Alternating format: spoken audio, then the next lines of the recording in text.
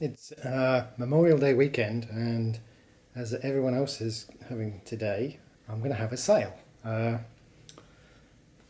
got a whole variety of Toshibas. I collect quite a few Toshibas, so various ones ranging from the early 60s.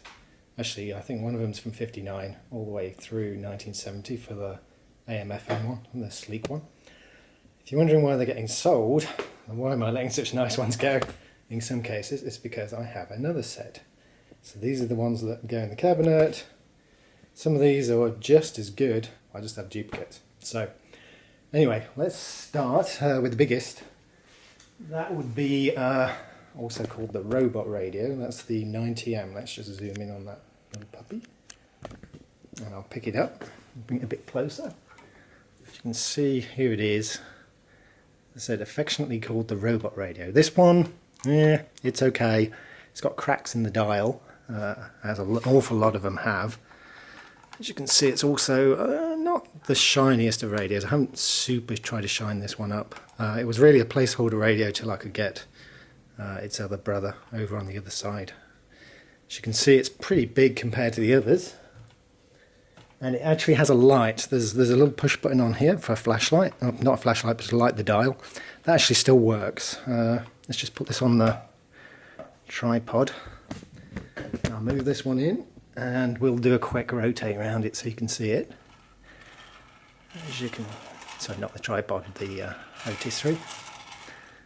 There you go. You can see the handle's kind of okay. It's all kind of okay. Actually take the back off this. The little trick to that is to actually take the handle off here. Take the back off. And this is where, I'm sorry, actually let me get a close up so you can actually see what it's like inside.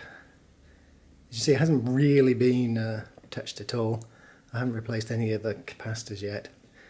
Let's just put a battery in it. So we'll start with 9 volt.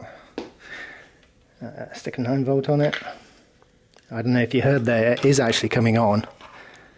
Let's just try and tune it. You can see it's not tuning too well. Just bring it closer, you can hear it. It is actually able to produce static. Maybe it's even the on-off switch. You can hear how, especially on that far end, how staticky it is. Probably just needs some deoxit or something in there, and then the capacitors are replaced. But again, I was just using it really as a placeholder, a nice thing to have. If you want to do a nice restoration on it, I'm sure you could. Let's just put that back on. Probably, well, I think it's produced in the very early 60s, like 61. And yeah, it was 9 transistors, very top of the line for Toshiba. So anyway, that's the first one. Let's go on to the next one. So this was a little later. This is from probably 1970. This one would be the 8P823F, AM and FM. This one got a nice little stand. You can use it to push. Stand. You can use it to push up with. Let's see what else has it got. A nice little aerial for getting the FM. I actually took it apart once, and the aerial was actually being replaced, but you would never know that. So let me just get a close up. It's fitting pretty well, and it comes all the way out. Whoops, let me actually just give you a quick shot of that. This one, if we flip open the back, you can see it's set on FM at the moment. It's got an FM AM switch. I'm not going to unscrew this one because it's got several screws, but here you can actually hear it's working, which is kind of good. It's got a nice vertical dial. See if I can get that in focus. Oops. Okay, let's just move that up. As I say, it's on FM at the moment, so it's got a fair amount of volume, I think. If I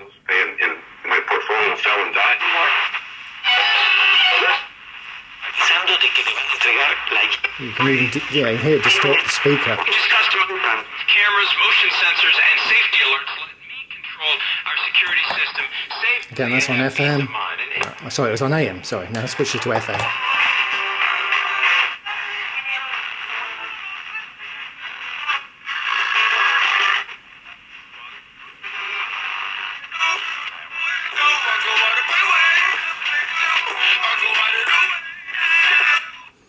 you can see, it works pretty well. Let's again pull the battery out of this one. Oh dear. Put the battery cover back on. And we'll move on to the next one. Now, the next one's rather special. Just flip that one down. Okay, next one. Probably from 1959, and if you're a Toshiba collector, you've probably seen one, maybe, or two around on various sites, but you've probably never seen one before. I was fortunate enough that I actually have two, but this is the 70p 382S, which was probably top of the line for this kind of size of radio in its day. It's got medium wave, short wave, little switch there, which is kind of stuck at the moment on this one, but it does go down. You just got to really push it. Catches it. It's got a local and DX switch just here, little switch. Goes back and forth. As you can see, it's got decent size aerial. Whoop. In fact, it's so long I probably can't pull it all the way out. There you go. Get it in the whole picture. There you go. Actually, you know what? I can probably zoom out a little bit on this. Yeah, there you go. And you see it's got this glorious U-shaped dial. Sorry, U-shaped grill. Let's just put that back. You can see it's pretty clean. The only issue in terms of the cabinet is this bit here. You can see it's got a crack. It hasn't gone to the edges yet, and there is a tiny little hairline forming there. So apart from that, you can see it's very clean all the way around. It's actually a little better than my other one. The other one's got a kind of stain up here. Actually take the back off this carefully. You can see, it actually has the old 9-volt battery, which is one of these ones. And here's obviously the connection to the aerial. I can actually simulate connecting that. I do have this nifty little thing, which allows me to put a 9-volt battery on it. You just do that. Oh, before I do that, let's show you the insides. Whoops! It looks like someone repaired this at one point, the actual aerial. Looks like someone did what I just did, which was pull it away with a case. But as you can see, there's the two transformers.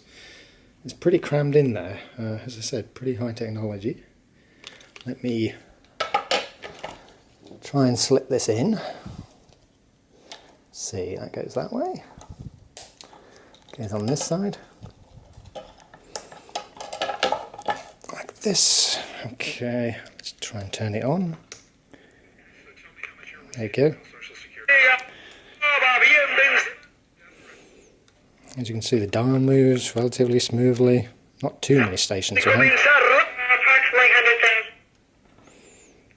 It either pulls in the station or not. It probably needs a little bit of a recap, but it obviously works.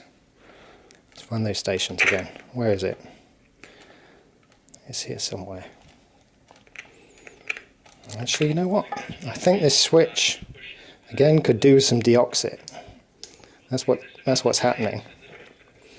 That switch is going in and out.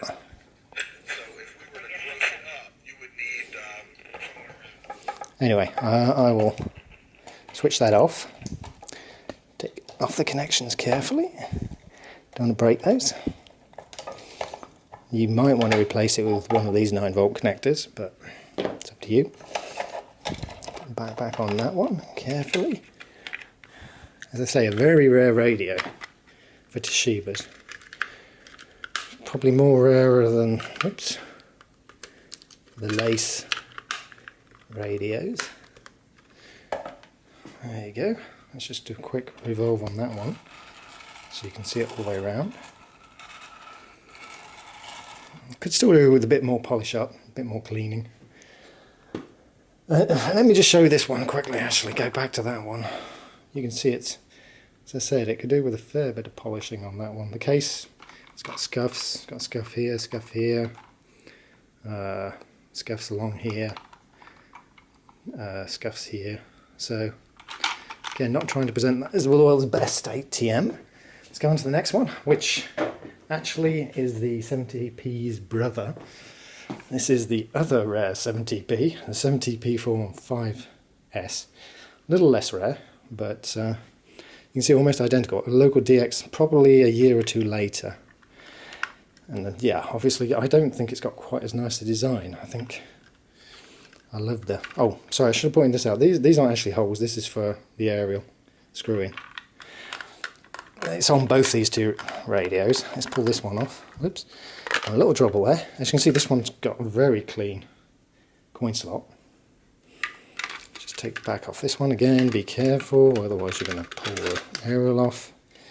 And again, this one has, as you can see, this one is actually very clean inside. And I think the 02 on the serial number, 0235, probably means it's 62. Toshiba tended to start their serial numbers with a year later, well, later in the production anyway. Just put the same 9-volt battery on that. And we'll turn this one on. Oh, yeah, it's a little different. You can see it's almost there again. Oh, that was me playing with the switch at the back again. So again, it's a switch that probably needs some deoxit on it. Let's just move the dial around.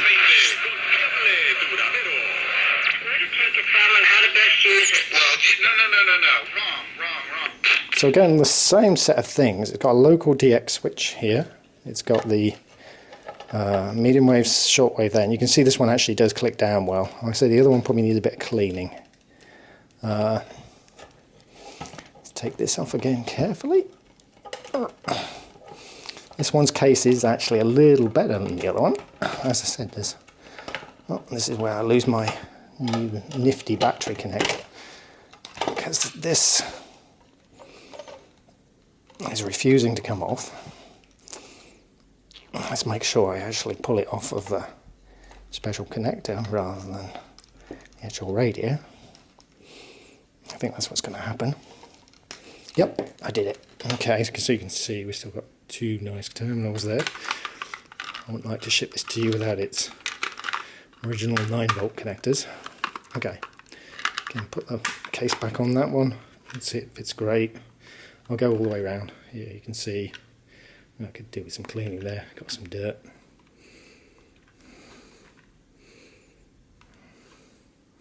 Very clean. We'll put that back there, do a quick whiz around for it. Okay, next one. This is kind of just a everyday radio. This is a transel. This would be the TR80. As you can see, it's kind of okay. This actually, I think it's missing its little pins in here. You see, it's a nice case. Probably not, well, it is a very nice design, but not the super design of some of the other Toshibas. Let's just quickly put the connector on this one. You can see it's got a tiny bit of corrosion on the battery connector there. Let's just show the inside. It's kind of okay. Let's just connect this one. Oh, well, there you go. You know it works. It's just, this is kind of hard to pull out, but that's not going to cut it, Catherine. You need to create a strategy where you can get returns of 4, 5, 6. So again, scratchy, need some deoxit. And here you can see, well, I'm not actually managing to get the dial to go along. It's probably stuck somewhere in there. Either means the dial cord's off or it's just stuck. But you can hear, right, it does actually move, so it's probably the dial cord. Okay, it moves a little bit. It's a nice radio. So the cabinet is very clean. Doesn't seem to be any chips or cracks in it. Although it doesn't seem to go together super well. Yeah, you can see it's got a slight bit of a lean here. That could probably be heated up and pushed back, but you can see apart from that, there's no chips, no cracks. So let's move on to the last one. That would be the 70B30. So this is a tiny little one. As you can see, this is probably meant for a small coat pocket or something. It's very nice. Again, on the case, there's no chips or cracks. See, nice and tiny. This one actually comes with this box. I actually have two of these boxes, and inside it's got its second box, which normally the radio would sit within, I guess, like this. See, a nice little box there, that one. And then inside here you've also got its guarantee, which I'm guessing is out of date. I don't think you would actually get a guarantee from Toshiba anymore. A couple of little tags and a little brochure from Toshiba. All that comes with this radio. Now, of course, the issue with this radio, if you've ever had one of these size, it uses tiny little 1.5 volt batteries, 4 of them. So, fortunately, I have some of those. Let me just plug them in. Oh, sorry, let's just show the inside. I'll show the inside of this one as well. Okay, and you see it's got a little bit of corrosion on the battery area, not too bad. Let's plug them in. 2, 3. Oh, there you go. Almost as though so this one actually is pretty good with its dial and with its volume dial. Let's see, go around. Make the policy less. Must commence within 60 days of sale. Contractors is these days everything is It's a little bit scratchy, from the upper 60s but to the upper not too 80s. bad. I mean, you could try and recap it, but they're very tiny caps. 9 and AM 740. Just switch that off. Saturday, May 28th. Saturday, May 28th. There you go. Memorial Day weekend. As I say, it's a Memorial Day blowout. It's time for me to get rid of my duplicate Toshibas. Not that I'm being pushed too badly to do it, but my wife's saying, why don't you buy some more Toshibas with the Toshibas you already have? So anyway, there you go. That's the 70P30, probably from about 1960.